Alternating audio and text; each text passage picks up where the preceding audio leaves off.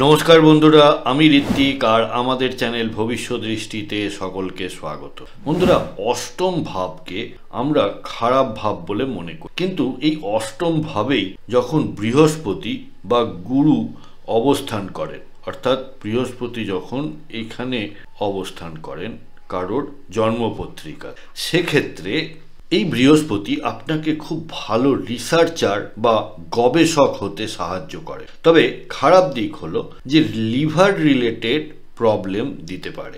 Occult science অর্থাৎ এই যে আমরা জ্যোতিষ বা তন্ত্র এই ধরনের যে বিদ্যাগুলি রয়েছে সেগুলির প্রতি আপনার উৎসাহ বাড়াতে পারে। অষ্টম ভাব থেকে আমরা অ্যাক্সিডেন্ট পেয়ে থাকি, কিন্তু এইভাবে বৃহস্পতির অবস্থান আপনাকে অ্যাক্সিডেন্ট থেকে রক্ষা করবে। জাতকের মৃত্যু কষ্টকর হতে দেয় না এই ভাবের বৃহস্পতি। 4, 8, 12 এই তিনটে ভাব হলো মোক্ষ ত্রিকোণ বা মোক্ষ ত্রিকোণের অংশ, আর এই ঘরগুলিতেই আপনার বৃহস্পতির দৃষ্টি পড়ছে। পঞ্চম দৃষ্টি পড়ছে 12 নম্বর ঘরে, তাই আপনার খরচ খরচা বেশি হবে ধর্মকর্ম রিলেটেড।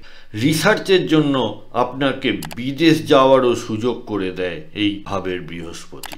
দ্বিতীয় ঘরে এই বৃহস্পতির সপ্তম দৃষ্টি পড়ছে, তাই আপনারা খেয়াল করবেন যে জীবনের দ্বিতীয় অর্ধে অর্থাৎ 35-40 বছরের পর আপনারা যথেষ্ট অর্থ সঞ্চয় করতে পেরেছেন, অর্থাৎ এই বৃহস্পতি আপনাকে অর্থ সঞ্চয়ে সাহায্য করে।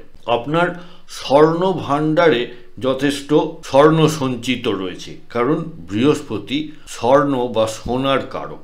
আবার নবম দৃষ্টি আপনার চতুর্থ ভাবে পড়ছে, অর্থাৎ এখানে আপনার নবম দৃষ্টি পড়ছে, আর এই চতুর্থ ভাবের দৃষ্টির জন্য আপনার কাছে বাড়ি গাড়ি সবই থাকবে এবং পরিবারে সুখ শান্তি বিরাজ করবে। বন্ধুরা, ভিডিওর কন্টেন্ট ভালো লাগলে লাইক কমেন্ট শেয়ার করতে ভুলবেন না, আর এই ধরনের ভিডিও আরও দেখতে প্লিজ চ্যানেলটি সাবস্ক্রাইব করবেন। অনেক ধন্যবাদ।